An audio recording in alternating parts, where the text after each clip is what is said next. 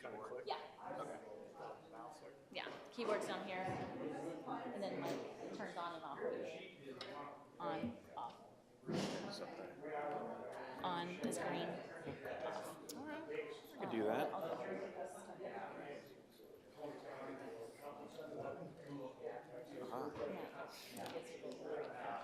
Cool. You don't have like any videos or anything. That's why it gets better. I know. Volume and everything else. Yeah.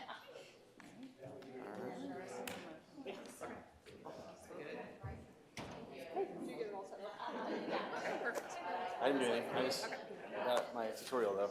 Okay. So that cursor, yeah. Yeah. Got this. And this can pull out. Cool. Something I've never done is run it with. I know I can do it with the mouse, but I always put it on one. And the scroll wheel goes too sensitive. Yeah. So I'm gonna arrow. I'm gonna arrow. Even with this so but yeah. I sent you that phase.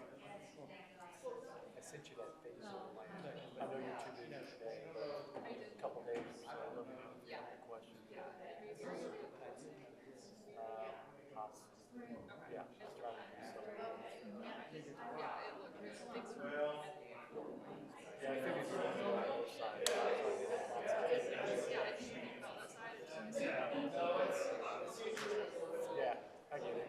I can by walking. Don't. Yeah. Thank you guys. No problem.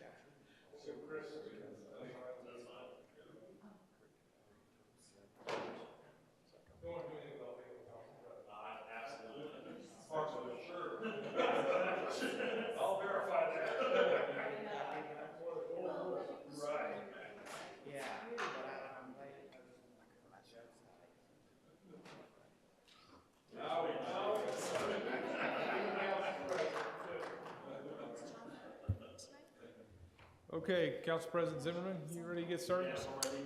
To start the work session.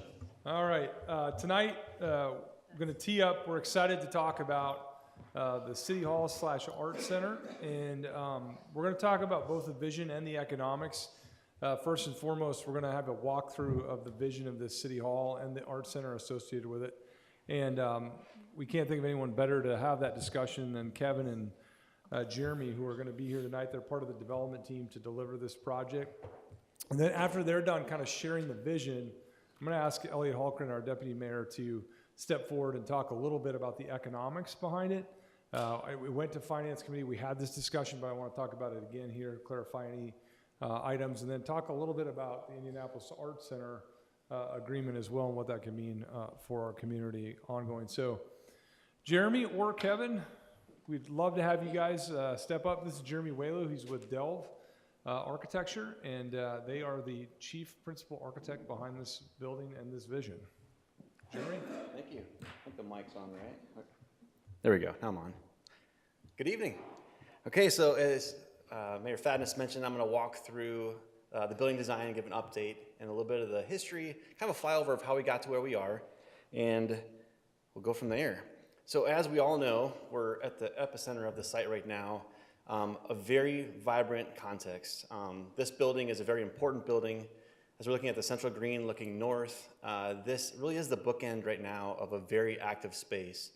And right now it is the building that kind of, in some ways, is the bookend, but we also know behind that is a very vibrant amphitheater. And we have the events and the concert series and the farmers market. So this site on the ellipse is a very important site. It's a very active site. It's one that has a very important project. So we've been very fortunate to have a lot of conversations Great team to be able to have these conversations and to start to really have a catalyst around the vision of this project. So we also know it's also a cultural district, that this space and the Nickel Plate district has a lot to do with the culture and the arts. So that is also a big part of what we want to make sure we are looking at in the design of the building as well. All right, so here we go. So looking at this on an aerial view, and the blue line just signifies, again, that the civic and cultural core of Fishers really is at the end of this. And one of the things that we want to do with the design is really start to look at defining that core. To look at that in a way that does invite people, pedestrians, people that now we have the Nickel Plate Trail, and people are going to be going through this on bikes and walking. How do we get people to actively come through this building? And that was one of the big design challenges and questions we wanted to do. All right, so I know you've seen these, but I wanted to highlight again some of the key pillars in the vision for the project. And what was so important for this project is to provide a functional and beautiful community beacon that becomes a building for the people. This building should be a reflection and should be a lively, active building. It should have enough glass to invite people into it. When people are already involved in all the events that are downtown, this should be a space that people feel welcome to walk in and out of. We want to make sure that elevates the arts. This community is so great for families and to really inspire people to be their best, to explore arts and to be curious. This building has to have a sense of curiosity too. What is behind the glass walls? How do we invite people to explore and to interact with art? How is it timeless? This building, we know, wants to last for a long time. It wants to be durable. It wants to have materials that will last. It wants to make a statement that reflects the smart, vibrant, entrepreneurial city that Fishers is. It wants to be open and inviting from the standpoint that it's accessible, that people can get into this building. The other part is leads by example. It wants to be sustainable. And again, it's a building that lasts, it's efficient, both from a sustainable green aspect, from energy, but also just for when it's durable and efficient, right? We want to make sure that the square footage is done in a way that reflects a program that has challenged every square footage. Make sure that we're using it to its best. The program, this is very hard to read, but I think the program reflects, again, a building for the people. And so the red is the auditorium and the theater space. The orange or yellowish color is the art center. That's 53% of the program. So when we're saying building for the people, the program reflects that as well. Those are the warm colors. Those are the colors that in design are on the first floor. That's the space where we want the community to engage with this building. The blue is the office space. That's the municipal complex portion. And that is efficient as well. So we want to make sure it was the right size, working through a program, and the headcount was really important. So we're showing on a headcount standpoint, 21% growth in headcount, but when having more efficiency for people per seat, which is also really important. Oops, sorry. Did I do it on purpose? So the site plan is, how do you get people to engage the building? And I know there's some notes on here that are a little hard to read, but you can see the breezeway, the open between two major building components. On the left side is the theater, on the right side is the art center. And all around this building is plantings. So in the southwest or the lower right-hand corner, we have a rain garden that again has local plantings.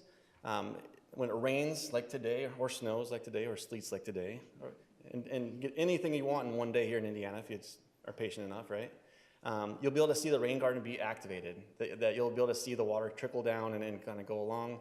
And that's also a part of sustainability, showing how we're capturing the water, both from a quantity and quality standpoint.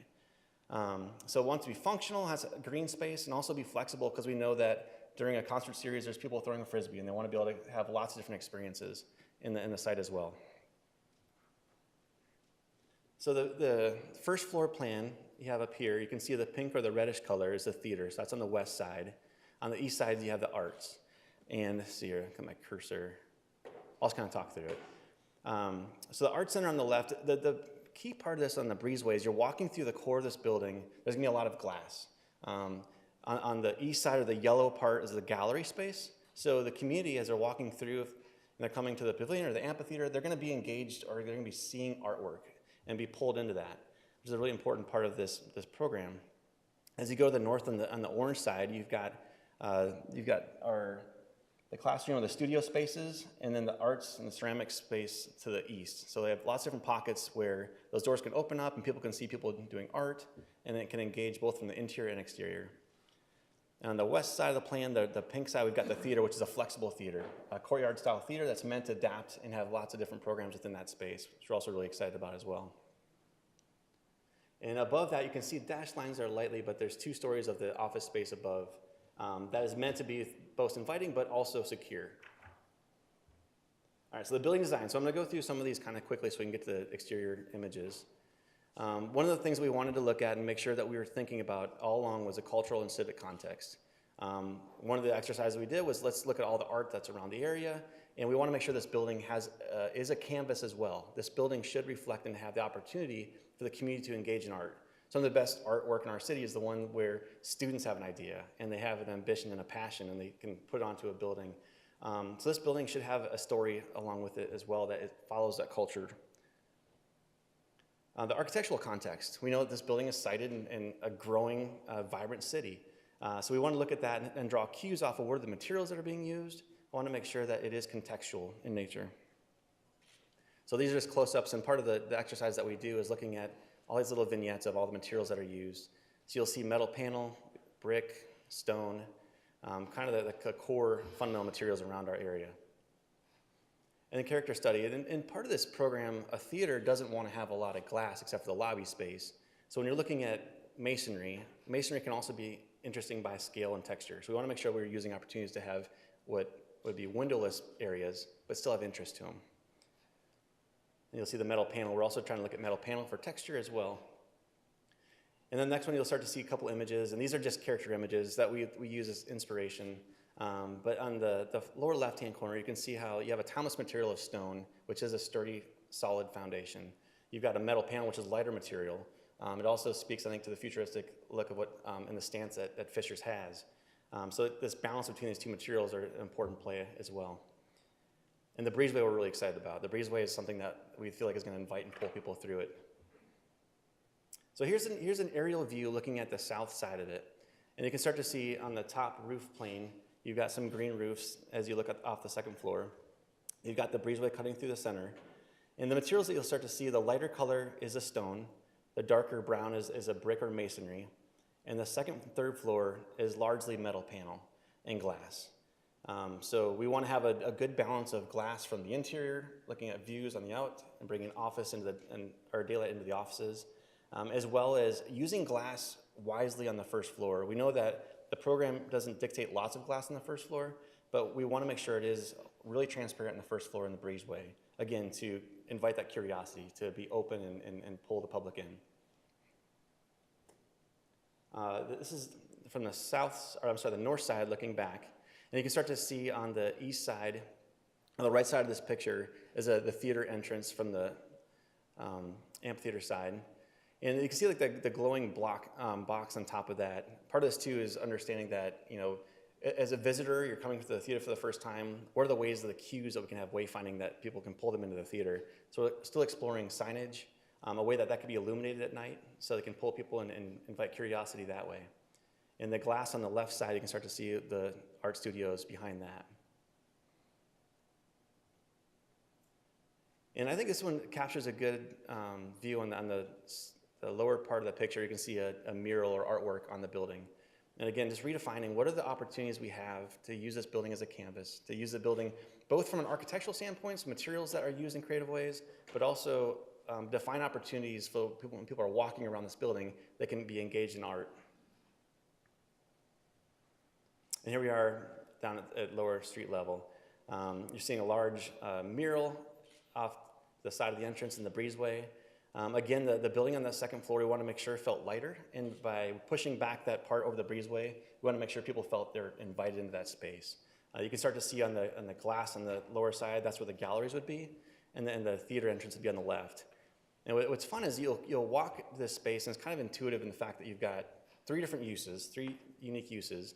The art center will be very clear because you're going to see artwork displayed.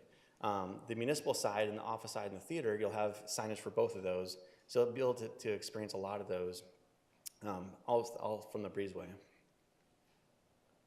Here's just a close-up looking through the breezeway. And again, pulling people through, building for the people. Again, the 1st floor wants to be activated. It wants to be all about a program for the people to come into it.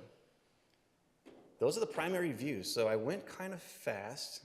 Happy to go back and backtrack any of those if you have any questions. Somebody have questions? Brad? Yeah, the parking, if we're gonna have auditorium, what are we gonna do about the parking? Well, so our goal was to not take any of the existing parking. So the footprint of the building and siting the building, because we're limited in what we can do as far as, it's basically staying confined, right? So not taking away existing parking was the key. So, Okay, so if we're gonna go from whatever we have here, 80 seating to 240, where are we gonna? Our intent would be to use the parking structures that are available here, so police department parking structure and the switch, or the switch. I get the names mixed up, but yeah, the switch. So we think we're. Yeah, absolutely, especially off-peak on a Friday or Saturday evening when there may be a theater performance here. The police station garage is pretty much empty. Okay, so we've got that. Yeah, Okay. absolutely. Security for the arts, what kind of security will we have to protect people's? good question. We've had a lot of really good meetings, and we're continuing to define the security of the building, because an open building that wants to invite the public in also has to be secure at some point too. So we're looking through and having access control conversations. We've met with the whole security team, and we've got follow-up meetings with them as well. So a lot of that looks like the ability to control the doors on a timing standpoint. So when we close the doors in the evenings, certain areas are locked, some are not. It's a theater, the theater doors could be unlocked while the arts could be locked down. So a lot of control. And then again, I think the big thing was the municipal office, making sure that we do have a clearly defined kind of wall of secure area. Mm-hmm. So that is the kind of due diligence that we're still doing, but feel very good about how the plan's laying out and how we're able to kind of compartmentalize those areas from a security standpoint. I think there's been an awful lot of discussion too. I know a lot of concern over the security of public meetings. And when you all are sitting up here, what are the things that we're thinking about from a design perspective? And those conversations are ongoing as well when it comes to the theater, because that's where we would be having our council meetings. And we've been working with our police department hand in hand to make sure that we're putting best practices in place from a security standpoint. Yeah, and the big thing is we'll have doors to the rear of the theater this time, and the ability to have a lockdown area beyond there. So yeah, again, more compartmentalization, more thinking through the security. Could you go over a little more over the auditorium? Is this one level, multi-levels, what? Yeah, so the theater, I don't have any plans of that right now, it has a retractable seating. So seating for 250, very accessible in the fact that when you come in, you can get to the stage. It's completely accessible on one level. There'll be a stage in the front. Yep, so the stage is on the same level. So we'll look forward to showing more about how that looks, because in some ways it's so flexible, it almost takes images to best show you what that can do. But with retractable seating allows for that to come out. It's a good quality when it's the seats are out, it looks good. It doesn't look like a bleacher situation. It's gonna look like a very good theater. You'll have a recessed portion of seats as well to get the line of sight. Mm-hmm. That can also be raised back up to create a flat floor as well.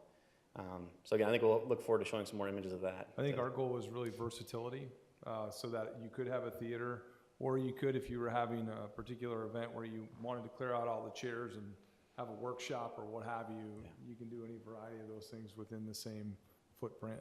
Yep. Okay, some of the questions I'm getting from Britton Falls, from the musicians, et cetera, will we be able to have musical, choir, the acoustics? There's been a lot of time spent on making sure that we can meet that need, and Jeremy or anyone else who wants to chime in on that, but we've spent a lot of hours talking about maximizing the value of that theater for the arts. I think the important part there is we have the right consultants on board who know both acoustician, which helps us tune the space, both from how it's shaped to what wants to be absorbing materials, to a theater consultant that also can start to look at a line of sight. Because you're right, a building and a space for a theater that is for a voice versus orchestra and performance is very different. Mm-hmm. So we're trying to create a flexible space that, to the extent possible, day one can do those, knowing that we can also be adjusted over time to do more and more by theatrical lighting, other things you can add to the space. But day one, we want to make sure we tune the architectural space to be very flexible. Okay, I appreciate it. Thank you very much. I have a couple of questions. How did you determine the percentage of program spaces? Because I want to make sure that we've got that number right and that we're not going to be later going, we should have made it bigger. So I was just wondering how you calculated those spaces? Good question. I think the biggest part, and you'll see that in municipal offices today, they've had to adjust, and it needs to be flexible because we know as much as you want to look into the future, things will change. The biggest thing is taking a percentage growth that is reasonable and responsible without having a bunch of empty space. Because what we're looking to do is challenging the efficiency. So open office, and it kind of goes back to the headcount being that 21% growth, which we feel like is a responsible amount. We went through and kind of looked at the headcount today and the projections. Not only that, but where does that growth happen? So 21% in one area or one department doesn't help. How do you disperse that in a way that's logical as well? So we went through that test. And inherently, a more open office is more flexible too. So you can start to grow in more seats by changing workstations versus trying to fit more walls, which has so much more impact. And the same thing with the programming of the actual arts center too? Yep. So you've evaluated like Absolutely. seating and how many spaces for programming and... Yeah, absolutely. And so much of that too is just maximizing the space available, both from a budget standpoint, but also the footprint. So yeah, trying to get as much room as possible. What about the art gallery space? Is there going to be enough art gallery space? That's the biggest question. One of the questions I have is to ensure that we can try to do the best we can to highlight and feature as many artists as, Yeah. that we can. That's a great question, and I think that answer is a little bit subjective in that I think we want to make sure that the quality of space allows for a constant display of space. I think there's a lot of opportunities that we can have all throughout the first floor. The art center itself, we're trying to maximize the amount of wall surface for art as well as mobile art displays as well. And then will there be like some kind of marquee or something outside that could advertise like any special events or anything that would, be able to advertise like as people are driving around, maybe a marquee or some kind of signage that says about upcoming events? And are you asking like a digital display? Well, I don't know what's best practice, Yeah. but I just think something that would be able to be utilized to promote upcoming events or artists or whatever we're doing in there that's Yeah. outside. I think right now we're looking at it from a wayfinding, making sure that's intuitive to come to the site. So if you've seen on the web or somewhere else that there's an event going on, you can find the theater very well. As far as like a digital display that shows that events are going on has not been a part of the conversation at this point. So I think that the key is making sure that people can find their way from parking or the trails into the space that they need to go to. I think there's plenty of opportunity because he's created such an open concept on the first floor. And it's such a pedestrian-focused area, right? So farmer's market on a Saturday morning, 6,000 residents here. To be able to put even something as simple as a flat screen TV in the window with a digital representation of what's upcoming is very easy and attainable for us to do. And then in the back side of this, they have roll-up doors. So imagine people's opportunity to just come in and engage with the artists that are there or the classes that are happening. So I think there's lots of opportunity for engagement. Yep. And just a couple comments. I want to make sure that you talked about accessibility, but ensure that anyone using a wheelchair, whatever, that the doors and bathroom doors are easily accessible to utilize, and then a possible even adult changing table or an adult changing table area in one of the restrooms. In the restrooms would be great. And then I'm sure you're taking into consideration audio and visual for council meetings, because right now it could be better, but also maybe also keeping in mind a possible ASL interpreter that to be able to have a place for if we need an ASL interpreter for an event or council meeting, that they're there and they could be seen through the audio visual, things like that. So Okay, great points. thanks. Thank you. Anyone else? The Britton Falls people are watching this and texting me with their questions. So- No, you're fine. Okay, thank you, Jeff.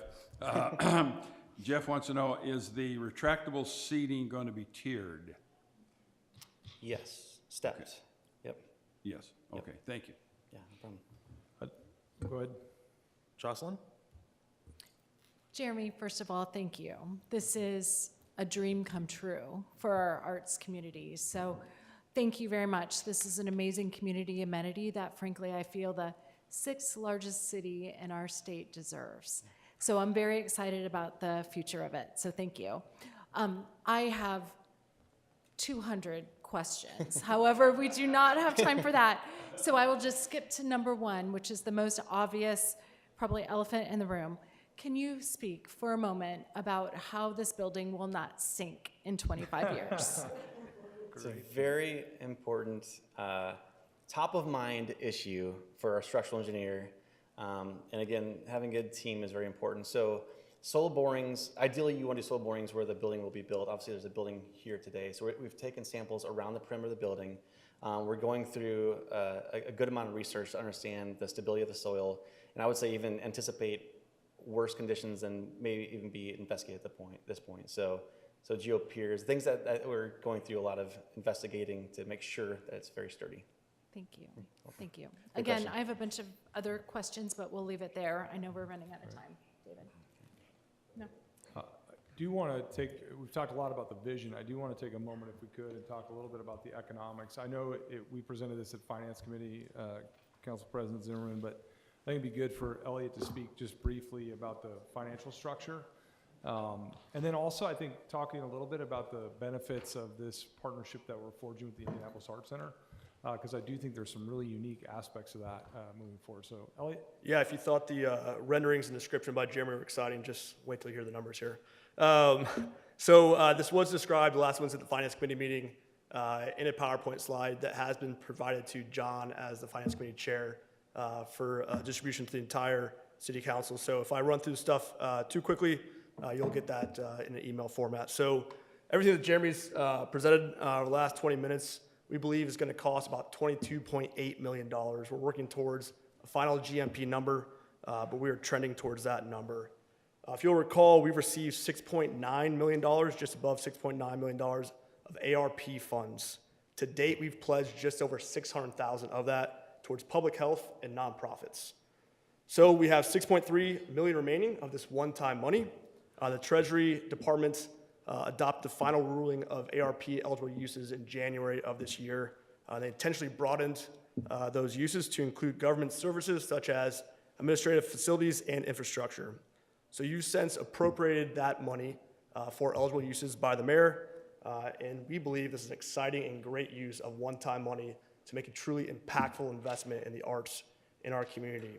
So if you subtract out that $6.3 million, the bond amount would be about $16.5 million. We intend to use a 20-year property tax-backed bond, and debt service payments we're projecting to be around $1.2 million. Big picture takeaways here, the effect on the tax rate is none. The effect on our city's cash balance is none. The effect on our ability to fund things such as road improvements like we do every single year. For example, in 2022, we invested $4.6 million in a road resurfacing. We're projecting $5.1 million in 2023. So the effect on our ability to do things like road resurfacing is also none. So that was really quick, but I do want to touch on also the operators agreement we're working on with the Indiana Arts Center right now. So they'll come in and program the entire space and activate it for us.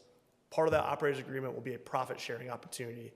So we're projecting in year one of this building being open that $78,500 will come back to the city from profit sharing, and we intend to reinvest that money directly back into the arts. So this is a one-time use of money, $6.3 million of ARP money, to create a recurring revenue stream to invest in the arts. And so we're really excited, again, for what Jeremy's shown. I think this building is great. It's exciting. It's going to bring the people towards this area. It's really an arts and theater first, City Hall second. I think it's a great use of our funds and continues to set the city up on strong financial footing. Elliot, before we get to questions, could you run down the logistics and timing of the project, displacement, things of that nature? Yeah, absolutely. So we are this summer, September, October timeframe, correct? We will October. We will tear this building down, right? So if we step back about 6 weeks before that, we'll start to clear this space out. So our IT team will come in here. They'll pull every existing wire, screen, everything that's reusable and can be put back into our new building. They'll do that. then we'll turn over to our public safety teams to conduct some drills in this space. Great opportunity for them for about 3 or 4 weeks. Folks that reside here and work here every single day, the displacement plan, we've got our city services building behind us. We'll move some folks to that. Over the last 2 years, we've learned how to work pretty effectively and efficiently via remote work. So some of our team will work remotely on a hybrid option. Launch Fishers is also an option. And then some of us, a very small percentage of us, will move over to the first internet bank building for about 18 months. So again, we'll bring this building down in October of 2022. We'll open it hopefully in March of 2024.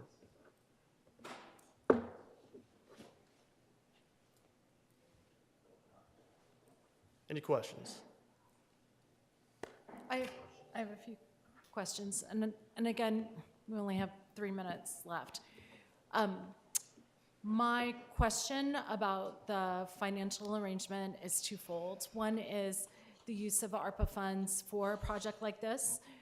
As we know, the ARPA funds was a one-time only gift of close to $7 million, and the possible uses of it are very broad.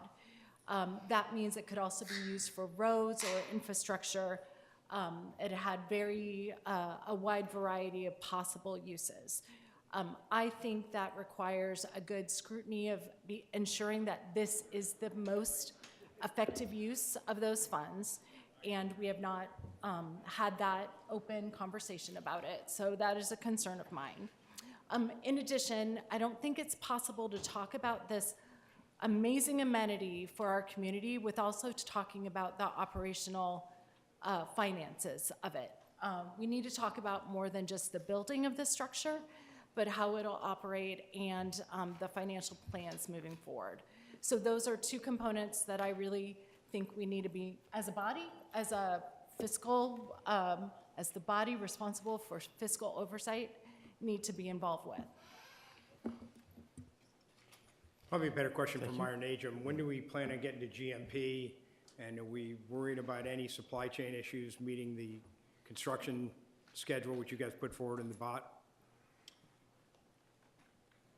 Yes, good question.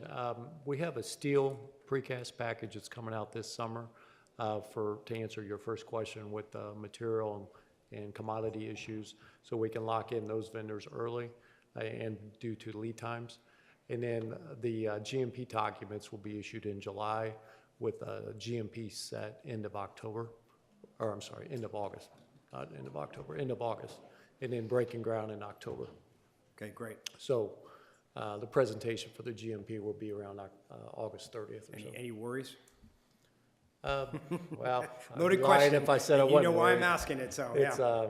It's changing every week, so we have contingencies built into the estimate, the design and construction contingencies, as we went over with Elliott and Mayor Fadness with our last estimate round. Yeah, I know it's tenuous out there. Obviously, I'm a little bit involved in a lot of that going on municipally, so I certainly appreciate the pain which you guys go through and the pain which you guys go through in design. And we talked about design here. In a lot of cases, we still have to meet a budget, so it affects the mayor's budget and our budget effectively, and we're not over delivering, we're not under delivering, so it's a challenge. So I appreciate all the effort you can do, and just keep us updated on that if you would, if we're anticipating any major GMP changes. Absolutely. I think hopefully we've got that if you guys have already got the steel package and coming out. And Steel, the shell package is a critical component, and that's obviously the most precast cost. is always a problem. The rest of that stuff, as we know. So Yeah, anyway, yeah, okay. especially with the theater box, because that's going to be precast. All right, thank you.